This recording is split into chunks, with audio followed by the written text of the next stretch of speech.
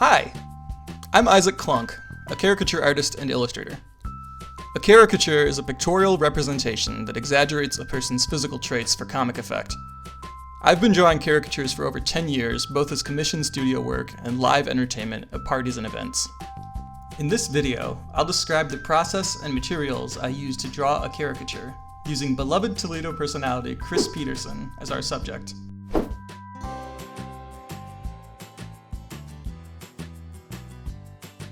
I use a blue colored pencil to create a light underdrawing before doing the finished marker drawing.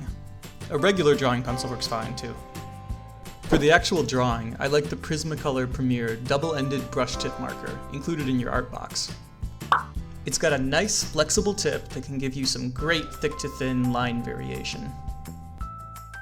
Sometimes when I draw a caricature, I work from a live subject sitting in front of me. In this case, I've used Google image search to find a few reference photos of Chris to work from. I start out with a light, rough sketch in the blue pencil. I want it to show up just enough that I can see it when I'm doing the marker drawing over it, but I also want it to be light so that when the marker drawing is finished, it doesn't stand out too much. The first thing I do when I begin drawing is think about what to exaggerate. The important thing to think about here is, what are this person's distinctive features? What makes them recognizable as who they are? In Ms. Peterson's case, the things I notice are her trademark hairstyle, her wide, bright smile with an upper lip that points downward toward the center of her mouth, her smiling eyes, and her nose, which turns down for what? Slightly. She's also got a strong chin, so I think I'm going to play up the lower part of her face, where her radiant smile and chin are. Something good to keep in mind when you're drawing a caricature, it's not just about making someone's facial features bigger. Sometimes what you make smaller is just as important. If you make every feature on a person's face large, you'll just end up with a drawing of a big face. I like to think of it like this. Every time you start a caricature, you start out with $1. Whenever you make a facial feature bigger, it costs some amount of money from that dollar, depending on how big you make it. So if you make someone's nose a little bigger and sillier than normal, that might cost you 20 cents. If you give someone a gigantic, toothy smile that fills up their whole face, maybe that costs 80 cents. You can never spend more than one full dollar. So if you use up 80 cents on that smile, you've only got 20 cents left to work with. So you don't get to make their eyes really enormous too. The other thing is, you can shrink features on a person's face to get money back. So if you draw someone with a gigantic 80-cent nose, you only have 20 cents left to work with. But if you shrink their eyes really small, maybe that can give you an extra 10 cents, so you can make the ears a little bigger as well. The short version of all that is, for every feature you make bigger, try making another feature smaller too. The size of someone's facial features only really matters relative to the size of other features, so if you juxtapose very small features with very large ones, it really exaggerates the effect of both. So to apply that logic to this particular drawing, I've really exaggerated Chris's smile, cheeks, and chin here, obviously. So to compensate for that, I've drawn her nose pretty small. I'm still trying to catch the unique shape of it, but just making it smaller in size than normal.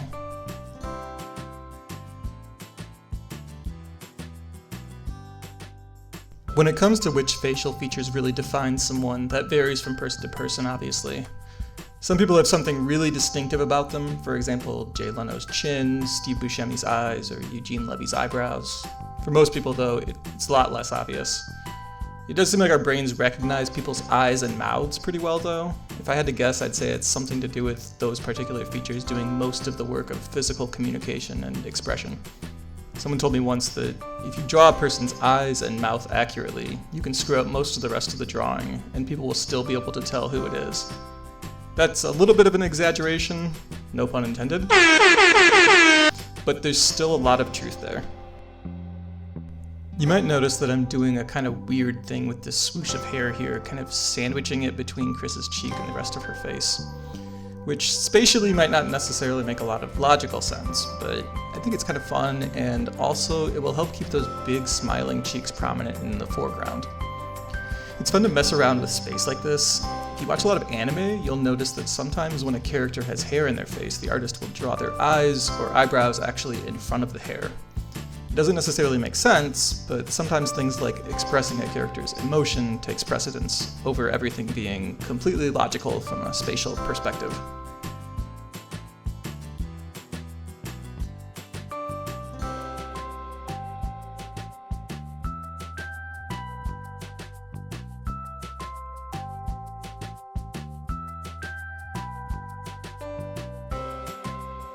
Alright, cool, I'm pretty happy with that. Here's our sketch as it stands now. Next, we'll move on to the ink and marker drawing.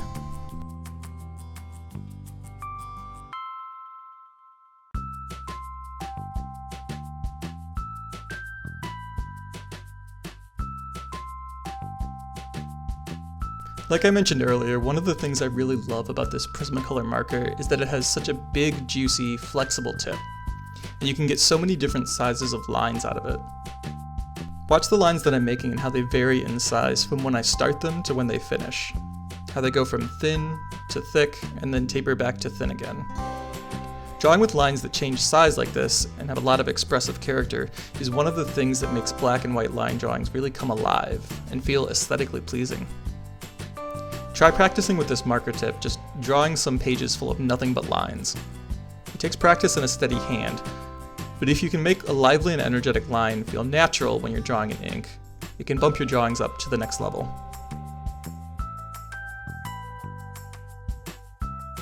If you see what I just did here with this line in the hair, I've actually used a broken line, meaning I started drawing it, then lifted the marker off the page entirely, then put it back on and continued drawing the line in the same direction.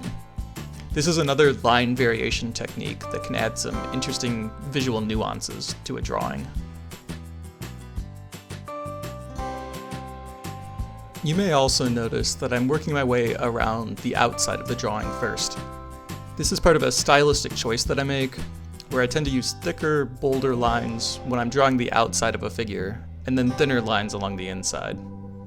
Drawing the outer lines first helps me to keep that line weight a little more consistent throughout the drawing than if I were to jump around from feature to feature instead.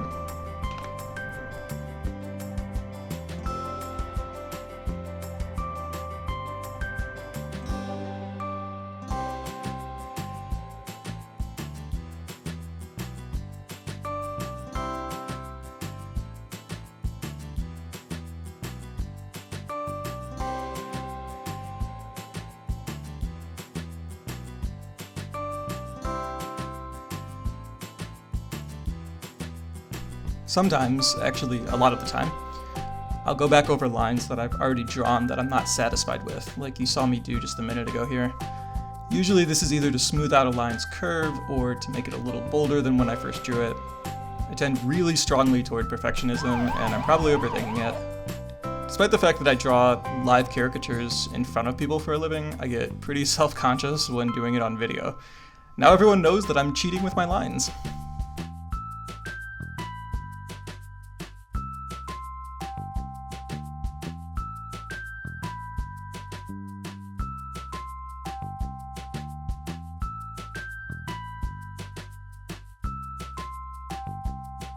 Now that I've finished inking most of the lines on the outer border of the face, I'm going to start on the interior. I tend to start with whatever is in front of everything else, so in this case, that would be the nose.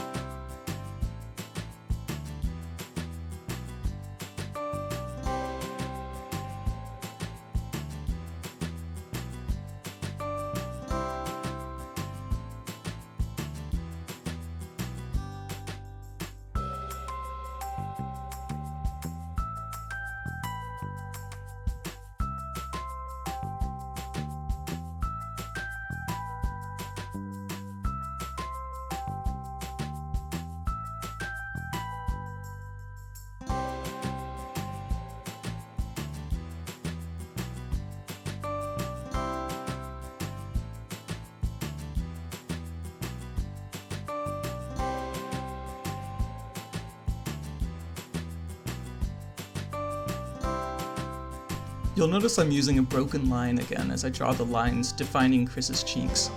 One of the things I've learned from experience is that drawing people's jowl lines is really sensitive business. If I slip up and draw this too heavy, it can instantly make a person look way older than they otherwise would. In general, drawing some of the features that we associate with age in black and white line work can be tricky. Because if you draw things like the lines under a person's eyes, or their jowls, or forehead creases too thick, it can make them instantly look way too old. But sometimes if you avoid drawing those features entirely, they'll either not look like themselves, or they'll look way too young. It's a fine line to tread, especially when you're in the live caricature business and occasionally have customers who are sensitive about their age.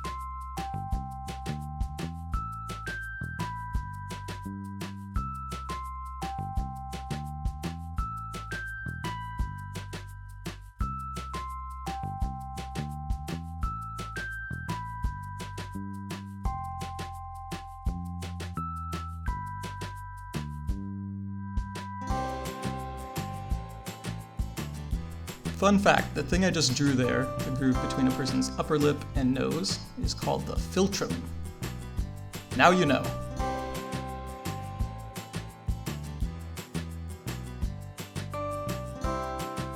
I'm using just the Prismacolor marker for this demo, but normally when I work, I have a few additional markers as well that I use solely for filling in black areas. I use chisel tip Sharpies with really thick tips that can cover a lot of area quickly. This helps me work a bit faster, but it also keeps me from using up all the ink in these nice Prismacolor markers, filling in heavy black areas, so I can instead devote them to line work.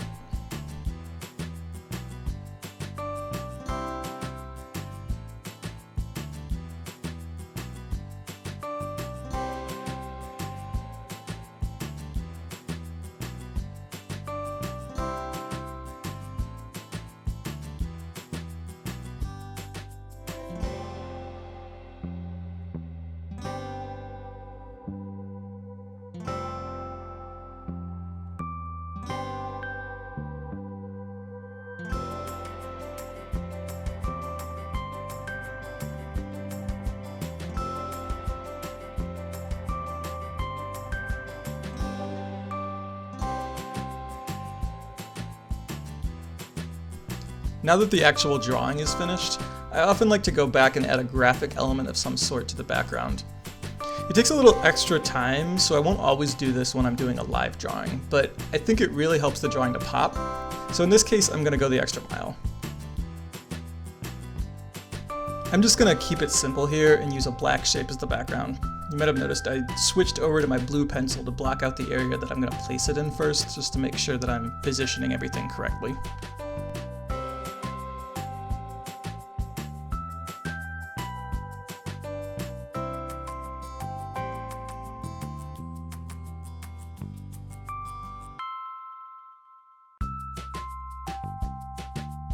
This is one of those situations where having an extra marker devoted to filling in black areas really helps out. I recommend the Sharpie Magnum, which is this huge monstrosity of a marker with a great chisel tip that's good for filling in black space quickly.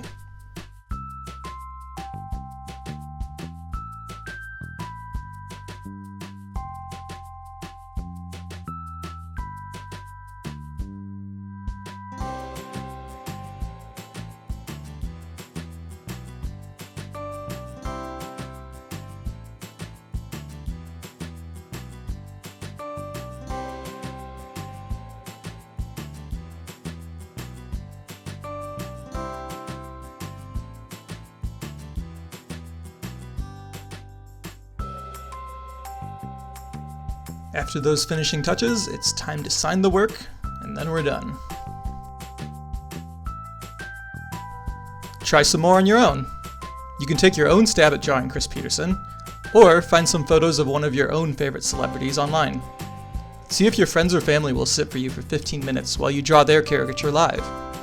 Or if you're feeling really adventurous, try sitting with a mirror and drawing a really goofy one of yourself.